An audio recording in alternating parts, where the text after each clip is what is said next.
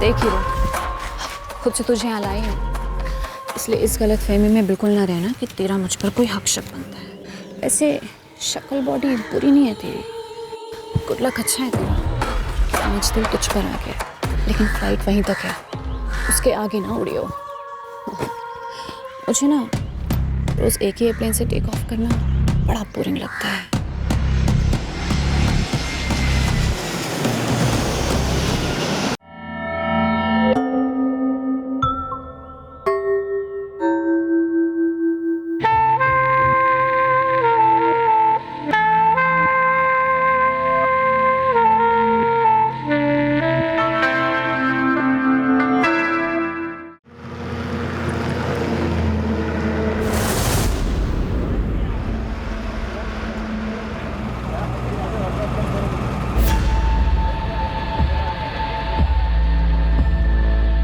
ज्योति बेटा आजा, बस निकल जानी है। हाँ माँ।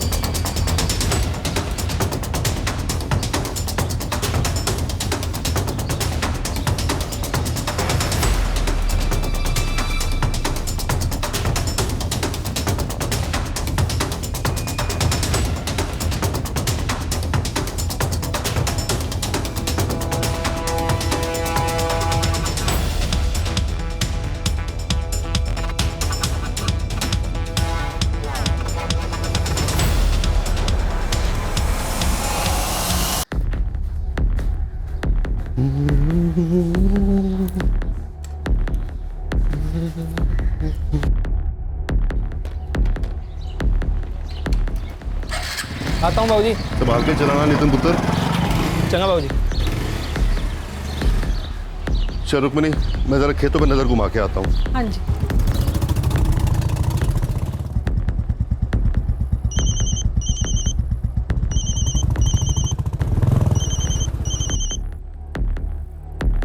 हेलो,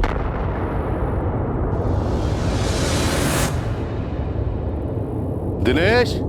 जी जसवंत जी। दसो जी। आज रात कुएं वाले खेत के मकान पे रुकेंगे। चंगा जी। काम खत्म करते निकलते हैं, तो यारा मिलने के बाद। वैसे जसवंत जी, कौन आने वाला मिलने के लिए? है कोई खास?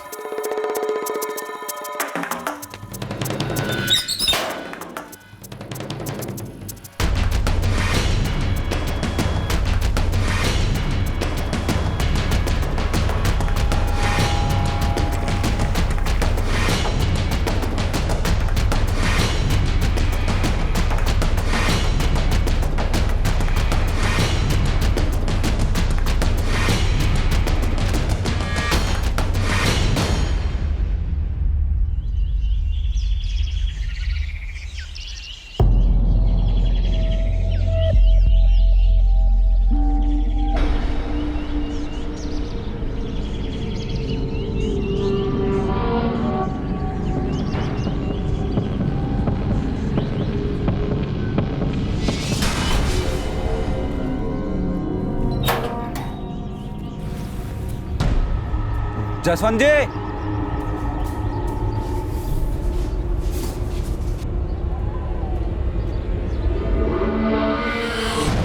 जसवंत जी। जसवंत जी।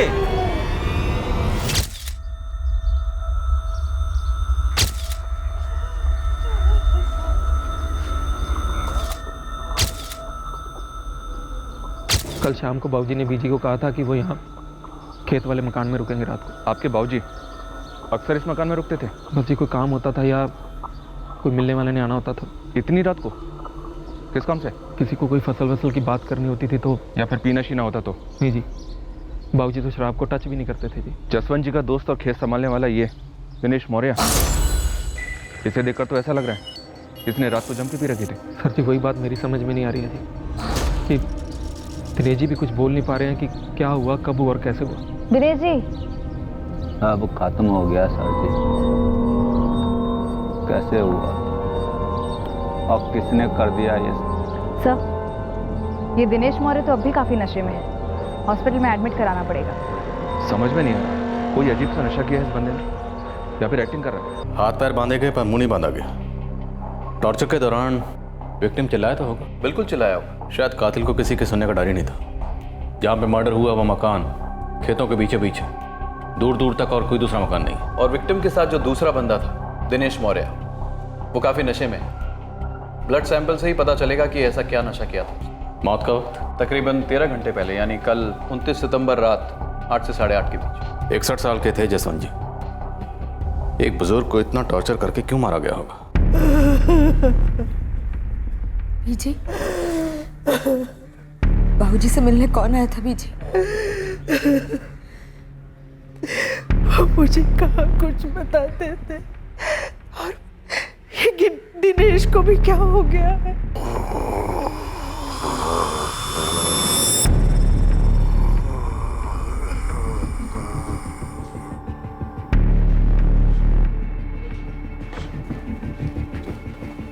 दिनेश मौर्य के खून में शराब के कोई ट्रेसेस नहीं पाए गए।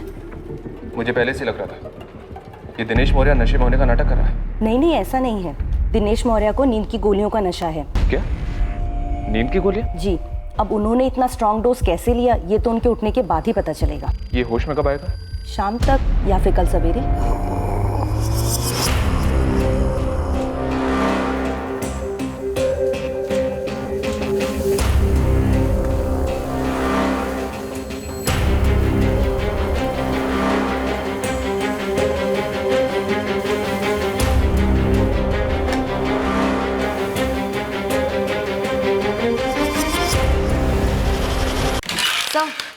जसवंत सिंह के खून से न तो नींद की गोलियों के ट्रेसेस मिले हैं और ना ही शराब के। डॉक्टर अमरीक ने 2 बार टेस्ट किए। इस दिनेश मौर्य ने ये नींद की गोलियां खुद तो खाई नहीं होंगी। कोई भी इतनी स्ट्रांग डोज क्यों लेगा जो उसे 24 घंटे तक नशे में रखे? किसी ने खाने वाने में मिलाकर दे दी होंगी ये गोलियां। लेकिन सब पोस्टमार्टम की रिपोर्ट के मुताबिक जसवंत सिंह की बॉडी से अनडाइजेस्टेड फूड के ट्रेसेस नहीं मिले। क्राइम सीन से भी कोई फूड पैकेट्स नहीं मिले हैं, ना ही झूठे बर्तन मिले। ऐसा लगता नहीं है कि किसी ने खाने में दवाई मिलाकर दी होगी। शराब में मिलाई भी नहीं हो सकती, क्योंकि दोनों की बॉडी से शराब के ट्रेसेस भी नहीं मिले। फिर नींद की गोलियां दिनेश मौर्य को कैसे दी गई होंगी? टॉर्चर करते वक्त जसवंत सिंह के हाथ पैर तो बांधे गए, लेकिन मुंह नहीं बांधा गया। शायद तब तक ये दिनेश मौर्य नींद की गोलियों से नॉकआउट हो चुका हो।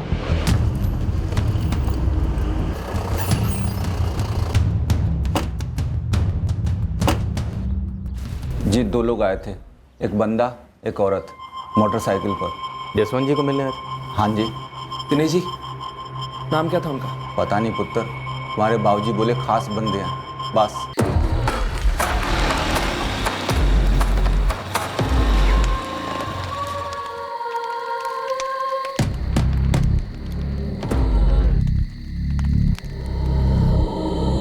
दिनेश जी, ये नींद की गोलियां आप कब से ले रहे हैं? और मैंने खुद से कोई दवा सवा नहीं ली। वो जी उन लोगों ने ठंडा पिला दिया था। खेतों के बीच में ठंडा कहाँ से आया? वो आदमी साथ लेके आया था।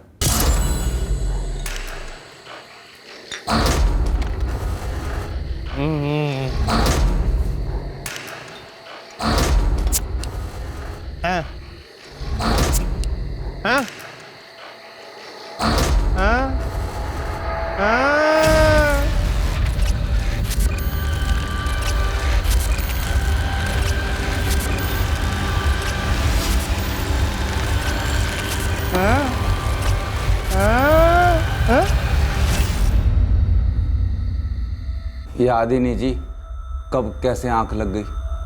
सवेरे जब होश आया तो कांड हो चुका था। दिनेश जी, उस आदमी ने आपको कुछ तो बताया होगा। वो आदमी कौन था, कहाँ से आया था, किस काम से आया था? कुछ भी? नहीं जी, वो आदमी बोल नहीं सकता था, गूंगा था। ऊपर चल।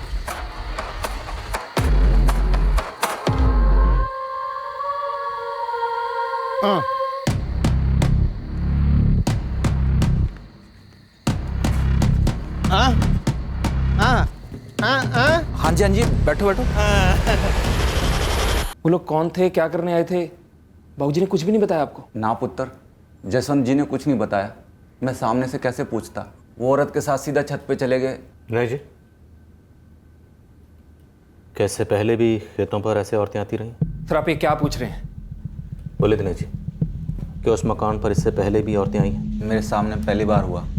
सर आप लोग गलत मतलब निकाल रहे हैं सर। नितिन, जो कुछ हुआ वही जानने की कोशिश कर रहे हैं, कोई कैरेक्टर सर्टिफिकेट नहीं लिख रहे हैं। जसवंत जी अब नहीं रहे तो कुछ भी छुपाने का कोई मतलब नहीं। बताइए दिनेश, क्या वो औरत थी और वो जो बंदा उसके साथ आया था उसका दलाल था? सर नितिन, जसवंत जी आपको भी अपने साथ लेकर गए, ये पहली बार तो नहीं हो सकता। जी काम के सिलसिले में कई बार वहाँ जाते, कई बार रात को रुक भी जाते, लेकिन ये पहली बार हुआ कि जब कोई आदमी किसी औरत को लेके आया, वो उस औरत को लेकर सीधा छत पे चले गए, कोई बात ही नहीं हुई। सर ये दिनेश जी बकवास कर रहे हैं, मनगढ़ंत कहानी बना रहे हैं। ना पुत्र, जो हुआ वो बता रहा हूँ, और नमक खाया तुम्हारा, झूठ नहीं बोलूंगा। दिनेश जी, वो गूंगा आदमी और उसके साथ जो औरत थी, क्या आप उन दोनों का हुलिया बता सकते हैं हमें? हाँ जी, उस आदमी का हुलिया अभी बता देता हूँ। वो मेरे सामने ही बैठा था, पर वो औरत यूं आई और यूं छत पे चली गई। सर जी, उसने सर पे पल्लू डाला हुआ था, रात भी बहुत थी, ठीक से चेहरा दिमाग में बैठा ही नहीं।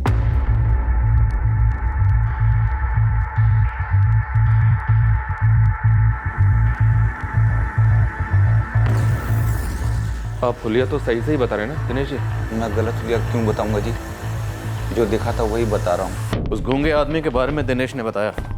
हो सकता है वो ना बोलने की एक्टिंग कर रहा हो और उस औरत का जसवंत को टॉर्चर करने के लिए इस्तेमाल हुआ। सर शायद जसवंत सिंह को हाथ पैर बंधाने का शौक रहा होगा और उस औरत ने भी हाँ में हाँ मिला दी होगी। इसी बीच नीचे उस आदमी ने दवा पिलाकर दिनेश मौर्य को सुला दिया होगा और ऊपर चलाया होगा कत्ल करने के लिए। जसवंत सिंह की बॉडी पर टॉर्चर के निशान, लगता है कोई निजी मामला था जो भयंकर दुश्मनी में बदल गया। तो जसवंत सिंह के कॉल रिकॉर्ड्स मंगाए, अब तो कॉल लिस्ट की रोशनी डालेगी कि क्या निजी मामला था।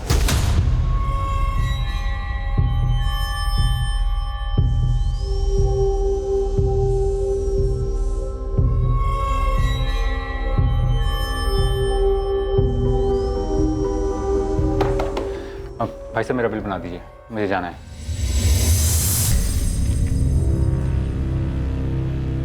साहब, ये दिनेश मौर्य कहीं नींद की गोली खाकर हमें गोली तो नहीं दे रहा है? अगर ये बंदा हमें मिला ही नहीं तो समझो दिनेश मौर्य हमें गोली दे रहा है। अब ये पता करना तुम दोनों का काम है, बंटी और करतार। साहब आपने बताया कि इसके साथ एक औरत भी थी, शायद धंधे वाली होगी। साहब एक काम करते हैं, अपने सोमपुर और भटिंडा के आसपास जितने भी कोटे हैं खंगालते हैं सबको, लगभग सारे मैडमों को जानते ही होंगे। लेकिन साहब मुझे ऐसा नहीं लगता कि जसवंत पहली बार छत पे चढ़ा होगा। उसका कोई बंधा हुआ दलाल वलाल है जो फोन पे उसके सारे काम कर रहा है। जसवंत सिंह के कॉल रिकॉर्ड्स आने वाले हैं, तब तक तुम दोनों ये पता करो कि इस आदमी ने दिनेश मौर्य को गोली दी थी या ये खुद दिनेश मौर्य की गोली है।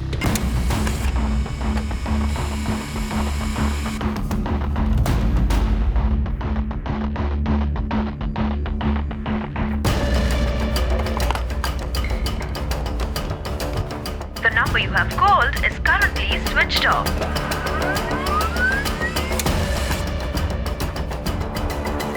ट्रिपल 4098-121। सर इस नंबर से जसवंत सिंह को 29 सितंबर की सुबह 10:30 बजे कॉल हुआ था। हेलो। अब ये नंबर स्विच ऑफ जा रहा है, नाम एड्रेस सब फर्जी है। इस नंबर से सिर्फ एक यही कॉल हुआ है सर। मतलब ये कत्ल एक प्लान के मुताबिक हुआ है। सुबह फ़ोन पर मिलना तय हुआ होगा और फ़ोन करने वाले को इस कुएं वाले मकान के बारे में पहले से पता होगा। सर, दिनेश मौर्य ने जिस आदमी का स्केच बनवाया था वो आदमी असली है? बंदा हाथ लगा? नहीं सर, लेकिन जसवंत की बेटी अर्चना राणा ने उसे पहचान लिया। कौन है? सर ये अर्चना नूतन कला में रहती है। उसने बताया कि कत्ल की सुबह ये आदमी उसे उसके गांव में मिला था और उसने अपना नाम दीपक काबरा बताया था। जी जी जी यही है वो, और इससे अपना नाम दीपक काबरा ही बताया था। आप जानती हैं इसे? ये आपके गांव का है?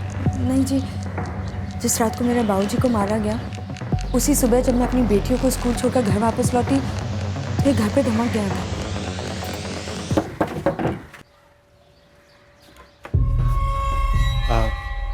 जी नमस्ते। नमस्ते। मेरा नाम दीपक काबरा है, मैं अमरदीप काबरा जी का पुत्र हूँ। कौन? जी आप मुझे नहीं जानते। दरअसल पहले हम लोग भटिंडा में रहते थे, तब मेरे पापा और आपके पापा जसवंत जी बहुत अच्छे दोस्त थे और इसके बाद हम लोग कनाडा शिफ्ट हुए। पर बाबूजी तो सोमपुर में रहते हैं। मुझे पता है, दरअसल मेरे पापा को आपके पापा जसवंत जी का नंबर चाहिए। उनका फ़ोन गुम हो गया है तो सारे नंबर चले गए हैं। आप देंगे ज़रा? 1 मिनट रुकिए, मैं फ़ोन लेकर आती हूँ।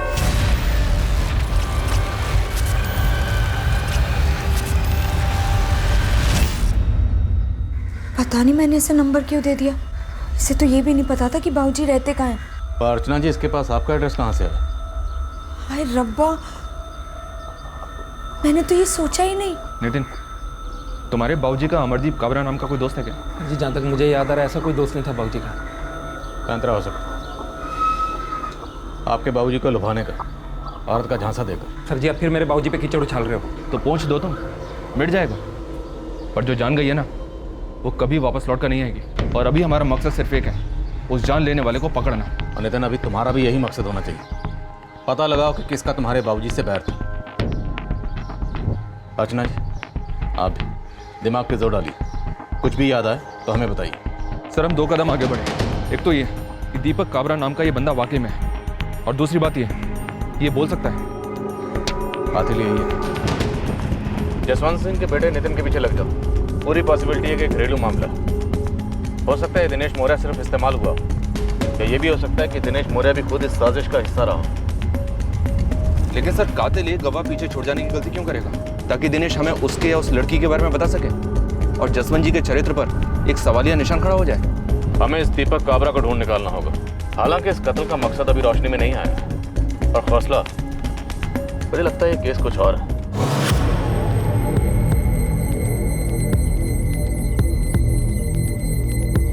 नितिन, उस आदमी को मेरा एड्रेस कैसे पता चला होगा?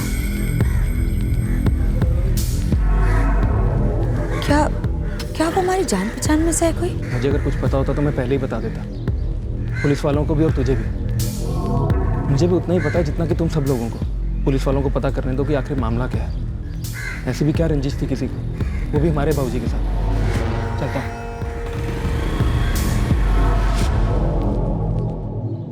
मर्डर की सजा काट रहा था, पैरोल पे बाहर था, पक्का?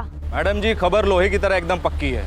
इस दीपक काबरा का असली नाम सचिन वर्मा है। देहरादून जिला जेल से अभी 2 महीना पहले पैरोल पे बाहर आया है। आप रिकॉर्ड मंगाइए ना देहरादून से।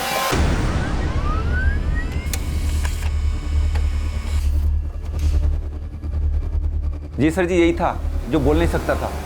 कि सचिन वर्मा सिर्फ इस कत्ल को करने के लिए पैरोल पर बाहर आया होगा, या पैरोल पर बाहर आते ही इसकी झोली में एक्सपायरी आ गई। सर, ताज्जुब की बात है, जसवंत सिंह की फैमिली को या खेतों पर काम करने वाले किसी को भी जसवंत सिंह के किसी भी झगड़े या बैर के बारे में कुछ नहीं पता। मंगालो हिस्ट्री, इस हिस्ट्री शीटर सचिन वर्मा की।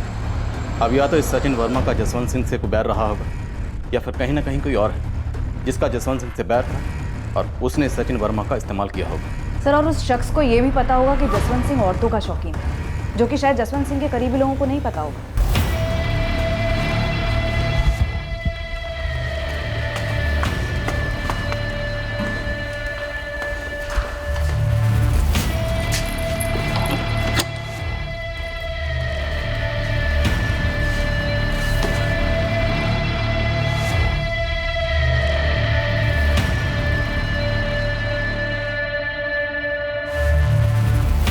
number you have reached is not in service. इस समय यह टेलीफोन नंबर मौजूद नहीं है।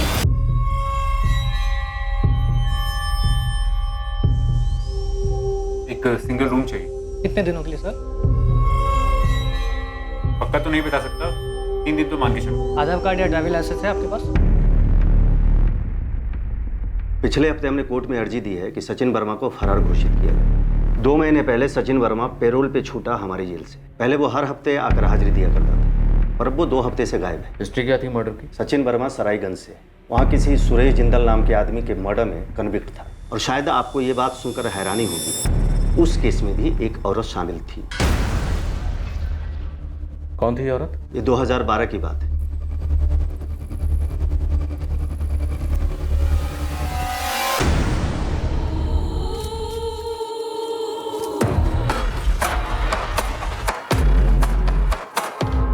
पक्का वो आएगा? 100% पक्का।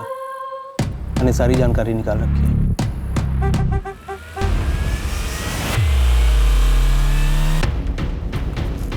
और कोई दिन होता ना तो बोलता 100 साल तक जिएगा। अब 100 सेकंड भी जिए ना तो इसका नसीब।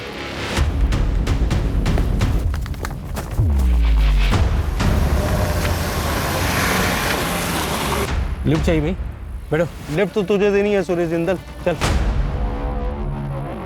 सचिन बाहर निकल। चल घोड़ा ना गाड़ी से बाहर निकल निकल।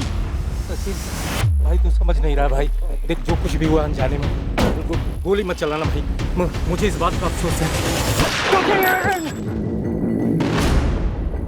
सचिन जल्दी कर, सचिन जल्दी कर, सचिन जल्दी चल, लोग आ रहे हैं सचिन। अरे आने दो जिसे आना है, और देखने दो मेरा चेहरा।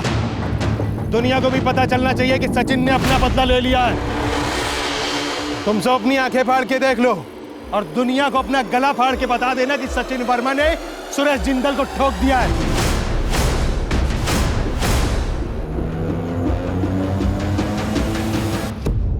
सचिन तुरंत पकड़ा गया, पर इन्वेस्टिगेटिव टीम को उस औरत के खिलाफ कोई भी ठोस सबूत नहीं मिला, क्योंकि कोई भी आई विटनेस उस औरत की शिनाख्त नहीं कर पाया। इस औरत की भी और डिटेल है, क्योंकि हो सकता है ये वही औरत हो जिसकी तलाश हमें है हमारे मर्डर केस में। हो सकता है खूनी जोड़ा सुपारी किलर। सुरेश जिंदल का कत्ल कोई सुपारी मर्डर नहीं था इंस्पेक्टर, उससे बदला लिया गया। किसने किस? सचिन वर्मा का छोटा भाई था विपिन, सुरेश जिंदल ने उसे मार डाला था। ये कौन से थाने का केस था सर? सरायगंज। जी मैडम, यही है वो आदमी जो बाबूजी का नंबर लेने घर आया था। और मैडम इससे पहले इसको यहाँ कभी देखा भी नहीं था। मैडम एक बात बताइए, आप लोगों के पास उस औरत की तस्वीर क्यों नहीं है? मैं बताता हूँ, क्योंकि ऐसी कोई औरत कभी वहां आई नहीं थी। ये दिनेश जी ये बकवास कर रहे हैं, झूठ बोल रहे हैं ये। दिनेश जी के पीछे हमने लोग लगाए थे, उनके पास झूठ बोलने जैसा कोई कारण निकला नहीं। इनफैक्ट उन्हीं की मदद से बनाए हुए स्केच की वजह से हम इस सचिन वर्मा तक पहुंचे। एक बात आप लोग बताइए, इस सराहीगंज से कोई आपका ताल्लुक है क्या? मैडम अब ये सराहीगंज कहाँ से आ गया? ये सचिन वर्मा इस सराहीगंज से।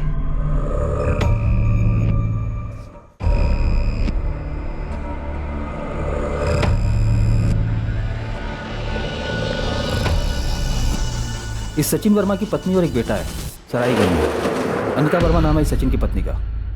दरअसल सचिन वर्मा एक रेप्यूटेड फैमिली से बिलोंग करता है। सचिन के पिता ब्रिजवान वर्मा ने सचिन को एक स्टेशनरी की दुकान खोल कर दी जो अच्छी खासी चल रही, और अब उसे उसकी वाइफ अनिता संभालती। समीर, सचिन के भाई विपिन और सुरेश जिंदल के बीच में क्या दुश्मनी थी? गुस्सा दोनों का दुश्मन बना सर। विपिन की बाइक आउट ऑफ कंट्रोल होकर सुरेश जिंदल की कार से टकरा गई, दोनों में लड़ाई।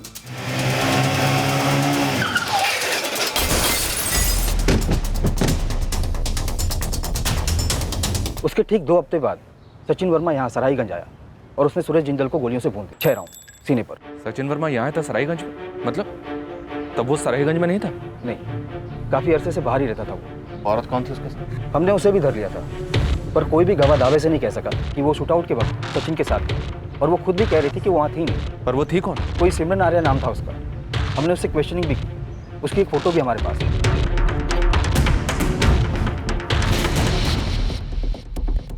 ये सुरेश जिंदल का मर्डर सचिन वर्मा का पहला जुर्म था? जी नहीं, इस सचिन वर्मा की तो पूरी एक लिस्ट है जुर्म की। ऋषिकेश, देहरादून दोनों कस्बों में इसकी एक लंबी लिस्ट है, चोरियों की, लूटपाट की। ये सचिन वर्मा कुख्यात गैंगस्टर मनोज भारती के साथ काम करता था। कई चोरियां और डकैतियां कर चुका है, कई बार अंदर बाहर भी हुआ है।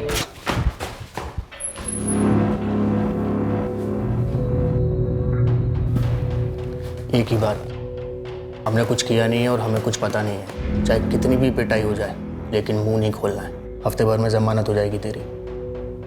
हाँ? और सुन सचिन, तू मेरा खास आदमी है। पुलिस वाले ज़्यादा प्यार दिखाएंगे तेरे ऊपर, लेकिन तू कुछ बोलना नहीं, बस खड़े रहना। सचिन की पत्नी अनीता और उसके पिता ब्रिजवान वर्मा यहीं सराहीगंज में रहते हैं। एक बार बात कर लीजिए, हो सकता है शायद पता चल जाए कि सचिन कहाँ छिपा बैठा है।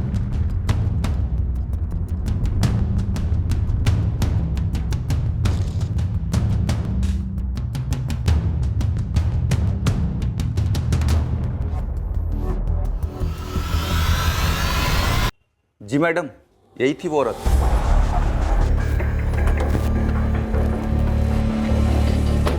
अनिता वर्मा? हाँ जी, क्या बात है? बात तो आपके पति से करनी, सचिन वर्मा से। कहाँ है वो? मुझे नहीं पता वो कहाँ है। आप लोग कौन हैं? पुलिस। आपको ये तो पता ही होगा कि सचिन 2 महीने पहले सुरेश जिंदल मर्डर केस में पैरोल पर छूटा था, और अब ये भी जान लीजिए कि उसने सोमपुर भटिंडा में एक और मर्डर कर दिया है और अब फरार है।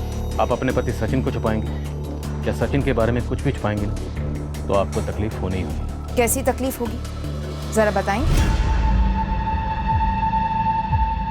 जेल होगी मैडम, और पूरी जिंदगी बर्बाद हो जाएगी। वो तो 8 साल पहले ही हो चुकी थी, जब सचिन मेरा पति मुझे और हमारी बच्ची को छोड़कर फरार हो गया था, हमारी जिंदगी से अचानक गायब हो गया था। तो पिछले 8 सालों में आप अपने पति सचिन वर्मा से कभी नहीं मिले? अगर आपको यकीन नहीं होता तो जाकर बाबूजी से पूछ सकते हैं। सचिन के पिता ने भी उसे पिछले 8 सालों में देखा नहीं, बस सुना है, लोगों से, पुलिस से, और सिर्फ बुरा ही सुना है।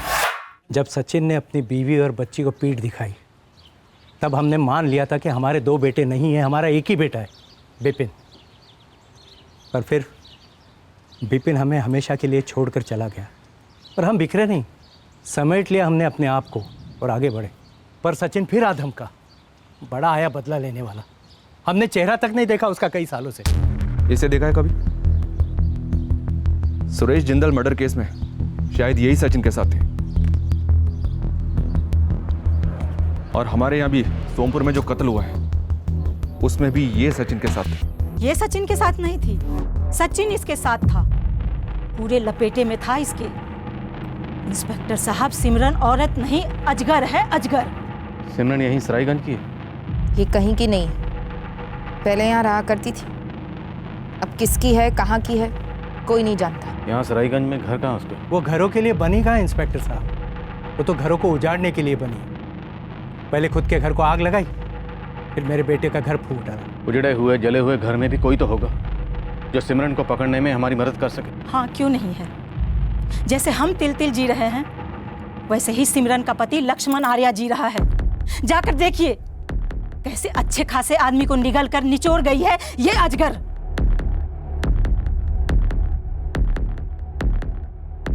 मालिक, ये सिमरन आर्या का पति लक्ष्मण सरायगंज में एक साधारण सा किसान है। सिमरन और लक्ष्मण के 2 बेटे हैं, अनिरुद्ध और अनिकेत।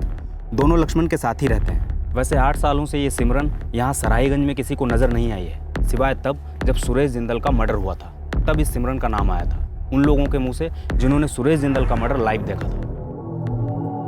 बच्चे अगर लक्ष्मण के साथ हैं तो सिमरन बच्चे को मिलने तो आती होगी, ये लक्ष्मण जरूर जानता होगा सिमरन का ठिकाना। पूछ सकते हैं साहब, लेकिन मुझे डाउट है कि लक्ष्मण को सिमरन का मौजूदा ठिकाना पता होगा।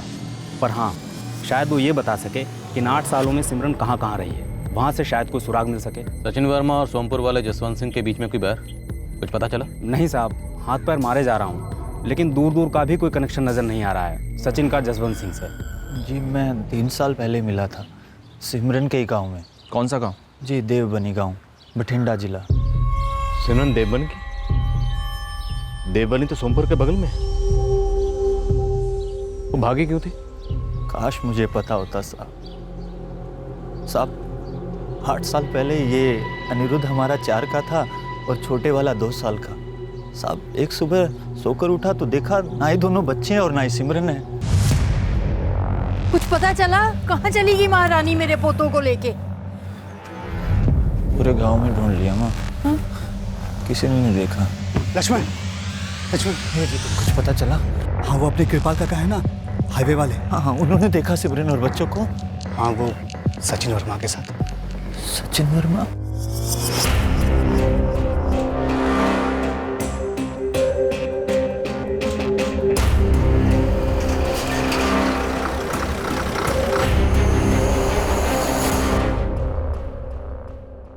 क्यों किया सिमरन ने ऐसा मेरे साथ? ये सोच सोच कर मैं अंदर से टूटने लगा। और इस दुख के घेरे में सिर्फ मैं नहीं था साहब, उस सचिन की पत्नी अनीता भी बिखर गई थी पूरी तरह। कई दिन, हफ्ते, महीने बस एक ही बात सोचता रहा, कहाँ कम पड़ गया हम? क्यों किया सिमरन ने ऐसा? फिर धीरे धीरे सच को कबूल कर लिया मैंने कि सिमरन हमेशा से ही मुझसे ज्यादा तेज थी, दिखने में भी, पढ़ाई लिखाई में भी, हर तरीके से। दरअसल मैं उसके लायक ही नहीं था साहब। इतनी दूर बठिंडे से जब वो रिश्ता आया ना साहब, तो मुझे तो लगा मेरे भाग्य खुल गए। साहब, मैं सिमरन को किसी रानी या परी से कम नहीं समझता था, वो भी अपने आप को किसी रानी से कम नहीं समझती थी।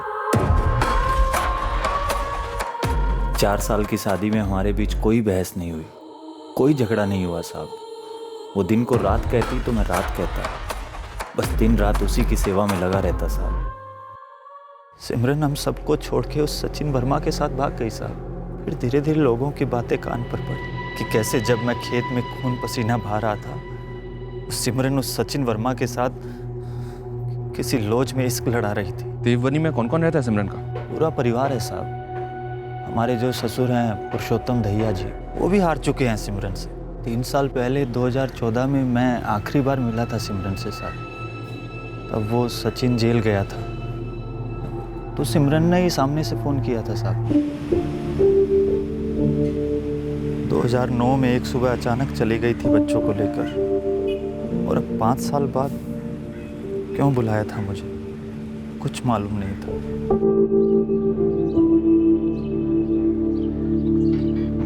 आओ बेटा, खुश रहो।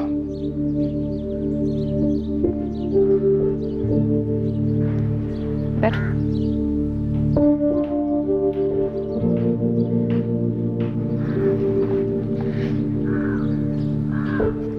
तुम मेरे पास वापस लौट रही हो? बच्चे लौटेंगे स्कूल से 1 आध घंटे में। क्यों ले गई थी बच्चों को? क्यों किया मुझसे दूर? उनको देखने को तरस गया हूँ मैं। अनिरुद्ध और अनिकेत को अपने पास रखना चाहोगे? रखना चाहूँगा, मेरा खून है वो। सिमरन, तुम भले ही चाहे मुझे अपने लायक ना समझो, लेकिन मैं अपने दोनों बेटों की देखभाल अच्छे से कर सकता हूँ, सबसे अच्छे से। बाप हूँ उनका मैं। तो ले जाओ अपने साथ दोनों को।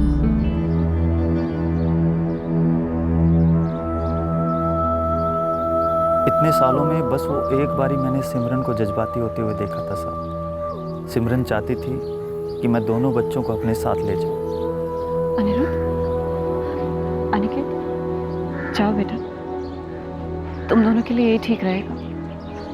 एक दूसरे का ख्याल रखना, हाँ?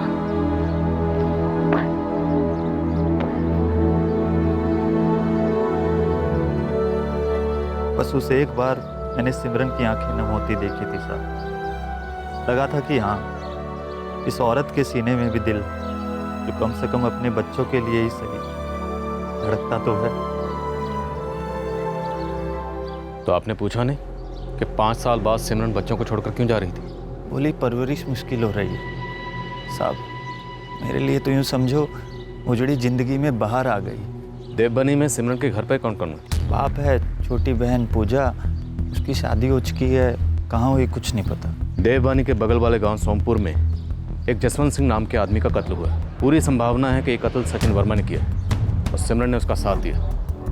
तुम्हें कुछ अंदाजा है कि क्या दुश्मनी रही होगी? ये सचिन वर्मा तो मेरे गांव का है, इसलिए मैं जानता हूँ साहब। और रही बात सिमरन की, इतने सालों साथ रहने के बाद भी मैं उसको जान ही नहीं पाया साहब। तो इन दोनों की दुश्मनियों के बारे में क्या जानूँ? अंकल, अंकल, हमारी मम्मी कहाँ है? अंकल, हमारी मम्मी ठीक तो है ना? बेटा अभी नहीं पता आपकी मम्मी कहाँ है, हम ढूंढ रहे हैं, वो जल्दी आ जाएंगी, ठीक है? अंकल, हमें मम्मी के पास जाना है, मम्मी की बहुत याद आ रही है। क्या नाम आपका? अनिकेत। अनिकेत, जब आपकी मम्मी मिलेगी ना, हम बोल देंगे कि अनिकेत आपको बहुत याद कर रहा है, ठीक है? भूलना मत। नहीं बोले। हम सराहीगंज उत्तराखंड में सचिन वर्मा को खोजने आए और उसकी और सिमरन आर्या की राज भरी प्रेम कहानी लेकर वापस लौट रहे थे। इस केस को हल करने के लिए सिमरन आर्या या सचिन वर्मा का हाथ लगना जरूरी था। इसी बीच केस से जुड़ी और 2 अजीबोगरीब खबरें सामने आई। हाँ परमजीत, देवबानी से कोई खबर? सर, सिमरन के पिता और पुरुषोत्तम दहिया 1 साल पहले ही गुजर चुके हैं और सिमरन उनके अंतिम संस्कार पर भी नहीं आई थी। सिमरन की एक बहन भी तो थी, पूजा, जिसकी शादी हो चुकी है। सर, बंटी खबरी को लगा दिया है उसे ढूंढने के लिए। वैसे एक और खबर है सर। हाँ बोलो। सर, जब हमने सिमरन की फोटो जसवंत की पत्नी रुक्मणी और उनके बेटे नितिन को दिखाई तो उन्होंने सिमरन को पहचाना नहीं। तब नितिन की बहन अर्चना वहाँ नहीं थी, वो नूतन कला में रहती है। फिर जब वो आई तो सिमरन का नाम सुनकर ही चौंक गई। अर्चना जानती है सिमरन को? मैं किसी सिमरन आर्य को नहीं जानती और ना ही इससे कभी मिली, पर हाँ, इसके बारे में सुना जरूर था। किससे सुना था? किस सिलसिले में? सर, मेरे पति 3 साल पहले घर से भाग गए थे। तब सुना था कि वो किसी सिमरन आर्या के साथ भागे हैं जो देवबानी की रहने वाली थी। सिमरन हम सबको छोड़ के उस सचिन वर्मा के साथ भाग गई साहब। और भागने की वजह क्या बताई थी? एक शब्द नहीं बोले, बस चले गए। हमें सिर्फ इतना पता था कि जितेंद्र भागा है, किसके साथ भागा ये बात कभी उठी नहीं। ये अर्चना के आने तक हम में से किसी को कोई बात नहीं पता थी कि सिमरन कौन है। अर्चना जी, आप श्योर हैं कि आपके पति जितेंद्र राणा इस सिमरन आर्या के साथ ही भागे? क्योंकि हमें पता चला है कि कुछ अर्सा पहले सिमरन आर्या सचिन वर्मा के साथ भागी थी। वही सचिन वर्मा जिसने आपके बाबूजी का कत्ल किया। सर, दरअसल मैंने अपने बाबूजी से ही सिमरन आर्या के बारे में सुना था। 1 साल पहले जब बाबूजी घर आए थे तब। ये सिमरन आर्या कौन है? कौन सिमरन बाबूजी? यहीं पास के देवबनी की रहने वाली है। सुना है जितेंद्र उसी के साथ भागा है। मैं तो ये नाम पहली बार सुन रही हूँ बाबूजी। उन्होंने कभी कुछ बताया ही नहीं, ना ही हमारा कभी कोई झगड़ा हुआ और ना ही कोई नाराजगी थी। मरने से पहले भी आपके बाबूजी की जुबान पर शायद आखिरी नाम सिमरन आर्या के रहा होगा। आपके पति जितेंद्र राणा कहाँ हैं? 16 अप्रैल 2014 को आखिरी बार देखा था। 17 की सुबह सुबह ही निकल गए थे। हमें आपके पति जितेंद्र राणा की एक फ़ोटो चाहिए।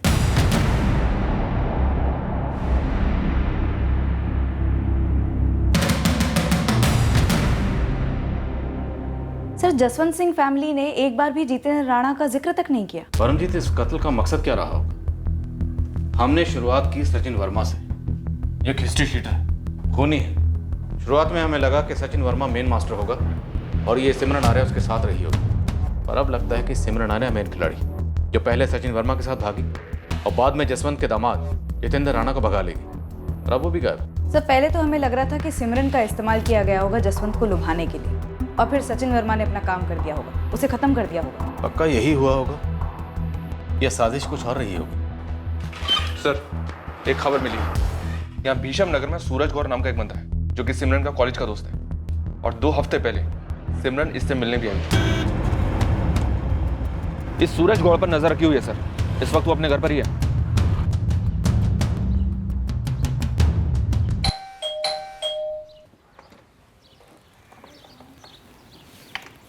जी सूरज गौर। हाँ जी। पुलिस, सोमपुर थाना। क्या बात है सर? सूरज तुम्हारी कॉलेज की एक दोस्त है, सिमरन आर्या। हाँ जी है। 2 हफ्ते पहले सिमरन तुमसे मिलने आई थी? जी आई थी। इस वक्त कहाँ सिमरन? मुझे नहीं पता सर। दरअसल मैंने उसका फ़ोन भी ट्राई किया था, लेकिन उसका फ़ोन बंद आ रहा था। सर, सिमरन एक सूटकेस छोड़कर गई है। बोलकर गई थी 2-3 दिन में आ जाएगी, लेकिन सर 2 हफ्ते हो गए अब तक नहीं आई। आओ बैठो। तुम हो कहाँ आजकल? दिखते नहीं हो। बस यार यही हूँ इसी दुनिया में। अच्छा ये बता, बच्चे कैसे हैं, कहाँ हैं? बस यार सब बताती हूँ, एक अर्जेंट काम। अभी तो आई है, बैठना थोड़ी देर। यार अभी ये मैसेज भी आया है। सुनो ना, मेरा ये सूटकेस 2-3 दिन के लिए रख सकती हो यहाँ पर? हाँ हाँ ऑफ कोर्स, इसमें पूछने की क्या बात है? पर तू कहाँ से आई है, कहाँ जा रही है, कुछ बताएगी? यार बस ये काम निपटा लूँ, वापस आकर सब बताऊंगी जब भी सूटकेस लेने आऊंगी। चाय वाय तो पी कर। नेक्स्ट टाइम पक्का, मैं आऊंगी 2 दिन बाद। सूटकेस भी नहीं लेने आई और फ़ोन भी स्विच ऑफ है। सिमरन का फ़ोन नंबर दो। 0944745। सब, लेकिन आप सिमरन को ढूंढ क्यों रहे हैं? तुम्हारी दोस्त सिमरन एक कत्ल में शामिल है। सूटकेस कहाँ है? हाँ सर, आइए अंदर।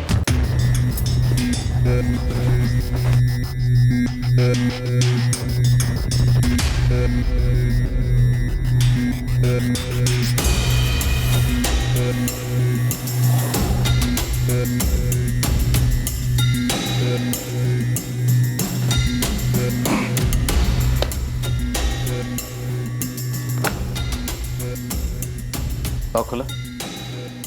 सब, हमने तो कभी से छुआ भी नहीं है। जब से सिमरन ने हमें दिया था तब से हमने पलंग के नीचे धकेल के रख दिया था।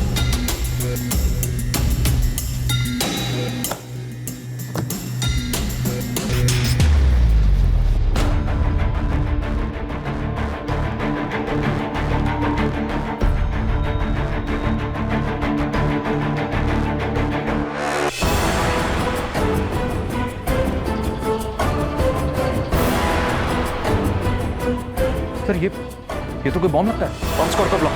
जाओ आप लोग बाहर निकलिए। सिमरन बॉम्ब छोड़ के गई थी 2 दिन के लिए। लोग बाहर जाइए, घर खाली करिए, पूरा घर खाली करिए। गो गो गो गो। चलो चलो जल्दी भागो तुम। रेशम नगर गुरबचन कॉलोनी घर नंबर 147। हाँ जी, आधा अधूरा सा बॉम्ब लगता है। बॉम्ब किस हालत में, उसकी वायरिंग क्या है, कुछ पता नहीं चल रहा है। हाँ प्लीज आप जल्दी आइए, हम देखते हैं कि बॉम्ब को कैसे घर से बाहर निकालकर किसी खुले मैदान में लेकर जा सकते हैं। लेकिन आप प्लीज जल्दी आइए।